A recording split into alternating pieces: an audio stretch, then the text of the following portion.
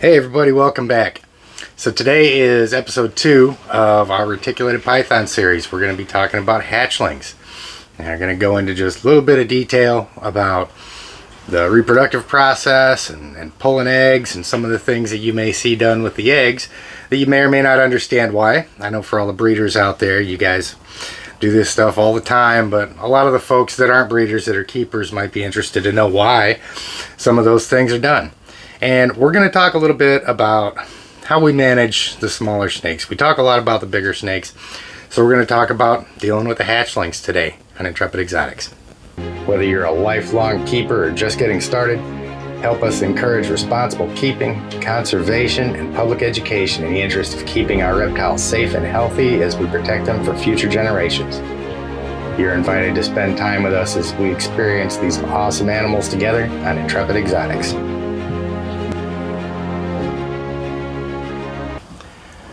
Alright guys, so in the end screen of all these videos, I'm going to include the playlist for this particular series in there, so you guys can find all of these in one spot.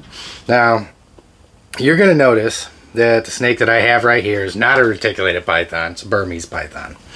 And she's the closest thing I have to a hatchling animal right now. So instead of bringing one of the adult snakes out, since we're talking about hatchlings, I decided to compromise and go with the closest thing I've got to a hatchling size snake. And that's Athena, and she's going to help me with some stuff today. She's such a sweet girl. So, now as we said in the previous video, snakes are egg laying, oviparous. And you're going to see clutches from 30 to 50 eggs produced by a female. And you're going to see a lot of different techniques done as far as breeders when they're handling and hatching those eggs. They typically take, in captivity, if you've got them artificially incubated, like 80 to 88 days or so for them to hatch out. And it takes a little bit longer in the wild. I'm sure it's because the temperature is not regulated as well, and you know, there's all kinds of subtle differences to captive as opposed to wild animals.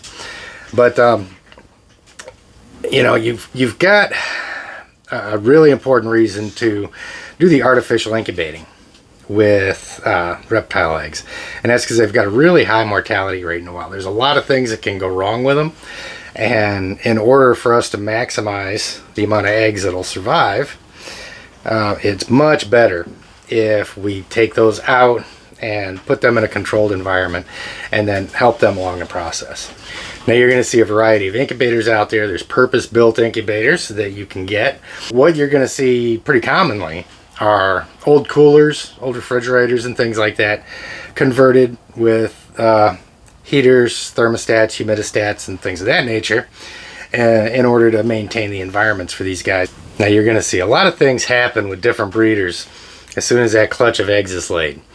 Some people, you know, they'll bring their snakes out, put them in a really exposed environment and fight them, make it this big theatrical event out of it. And there's other keepers that you will see that will literally reach their hand in front of that snake and take those eggs out of there with the snake watching. Now what you'll see when you pull that clutch out is the eggs will all be stuck together. So it's a kind of careful process. You've got to go in and actually peel those eggs off one at a time, and then you want to maintain the position that they're in so you don't have any adverse effects on the snake inside the egg, because they assume a certain position in there, and you want to keep them in that same position through their whole cycle. So you'll see folks, they peel the eggs off, they set them down in the tray with vermiculite or a myriad of things that are made to maintain a humidity in there at proper levels. And you'll even see a lot of times people will make marks on top of the eggs just to indicate and make sure that they're maintaining that same position throughout the 80 to 100 days that it takes that egg to hatch. Now what you'll see a lot, and if you're not familiar with this process, it may be a little weird for you the first time you see it, but is egg cutting. You know, when you get to the point where the first of that clutch are getting ready to pip or have pipped out of the egg, you'll go in and you can actually cut off just a small window on the top of that egg like you see here, and that does a couple things. It helps if the snakes, as they're getting ready to come out of that egg, their need to get out and breathe, their oxygen requirements get to the point where it just can't be sustained within that egg there. They need to get out and breathe. And if they have a problem with the development of their egg tooth, if they've got some other kind of issue, they could get trapped in that egg and eventually suffocate in there. So in order to help ensure you get the best chances of survival for them, folks will open up a window in the top of the egg. And it's a really exciting time, especially for designer breeders, because that time of opening up the top of that egg is the first time you're seeing what kind of animal was actually produced, which is just such a fun part of mixing different morphs and so forth, and seeing what you can come up with these guys. Now, once that's done, there's a possibility that the snake may wake up, come right out. You take them out, you put them all in some warm water, let them sit there for a little while. Other snakes may not quite be ready to come out, so they can sit there for a period of time inside the egg, and still not ready to come out. And that little window doesn't hurt them at all. When they get ready to come out, it's a nice easy shot for them to shoot right out of the egg. Now, we'll get a lot of questions, especially with younger snakes. Man, my younger snake, they're really snippy, and man, I just got the hardest time interacting with them and so forth, and what do I do to calm them down? Well, as soon as that snake comes out of the egg, it's instant food for just about every other creature on the planet. Now, for those keepers out there who work with breeders when you're buying snakes off of them, I know when you're looking at getting a new animal, it's really exciting. Can't wait for it to get there, but there is a certain period of time that it takes from the time that animal hatches until it's actually ready to be shipped out. So I think in most cases you're looking at least a month before it's really a good idea to send that animal out. A lot of people will wait a lot longer, and the reason for that is that when that animal first hatches, it's food for everything. It comes out trying to figure this world out and trying to figure out what it's supposed to do.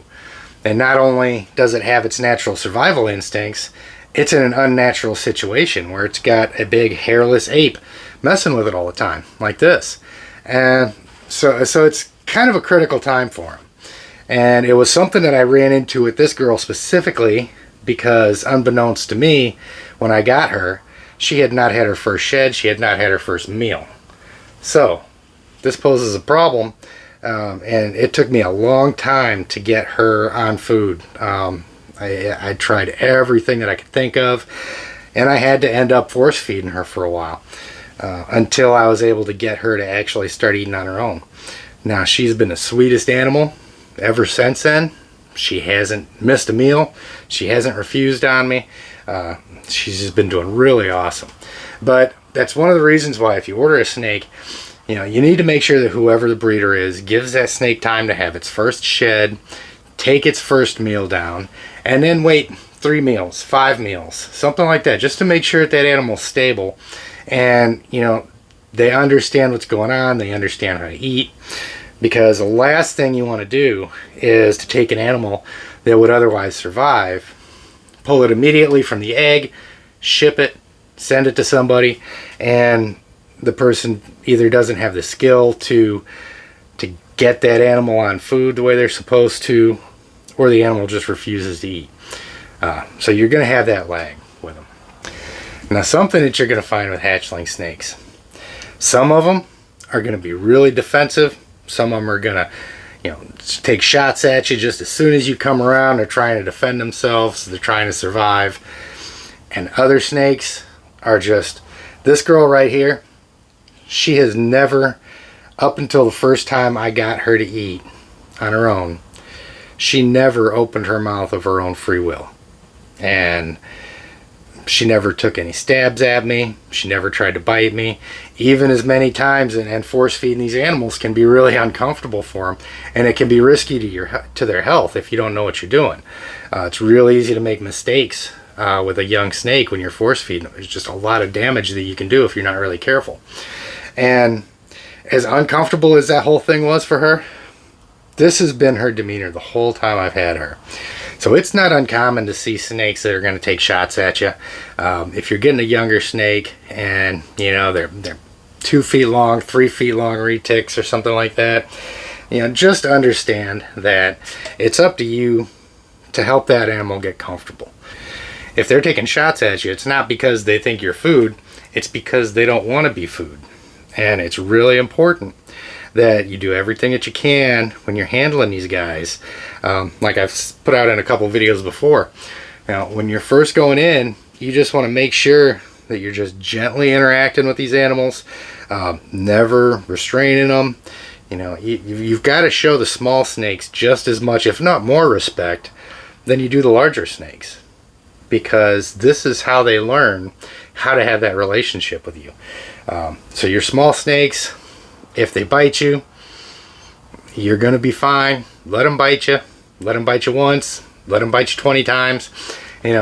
Sit there and hold a snake. If she was to bite me right now, I'd sit here just like this and kind of hang out with her until she released.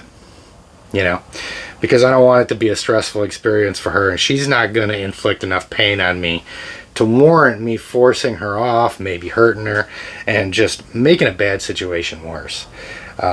So just be prepared for that. Some of your younger snakes are going to be a little bit nippy, and you can refer back to all the other handling videos, because it all really stands true even with hatchlings. You make them feel secure, you make sure that you're having the best experiences with them that you can, and sooner rather than later, I think in most cases, they're going to come around. And once you start an animal out like this, where she's completely comfortable with me and I'm completely comfortable with her, and I know there's no way she's going to bite me in the nose. If she does, I really hope she does it on camera so I can catch it. But you start them out like this, and with this girl right here, when she's 16 feet long, this relationship's going to stay like this. It's just going to get better. She's just going to continue to trust me that much more. So if you're not a snake breeder and you're thinking about getting into reticulated pythons, I kind of hope that helped give you a little bit of background on how they come to be and what we need to do with these guys to make sure that these little happy snakes grow up to be big happy snakes, because it's really important once they're big that they stay happy. Because they're much more difficult to handle than these little ones right here. And at some point I am going to get some more retics and have some hatchling retics of my own. But until that time, anytime I'm talking about hatchlings, my little berm right here is the one that's got to help me. So she always loves the attention, and it's good to have her out. So if you guys missed the first video, I'm going to have the playlist in the end screen here. Make sure to check that out. Make sure to like the video, get it out, get subscribed to the channel, get notified when new videos come out, because we will be having episode 3 coming out at least within the next week. I'm going to try and get these things out just as quick as I can. So by all means, guys, jump on board. I appreciate you hanging out with me. Make sure you get your US ARC membership if you haven't done so already. And make sure we keep treating our animals right. And I'll see you guys next time on Intrepid Exotics.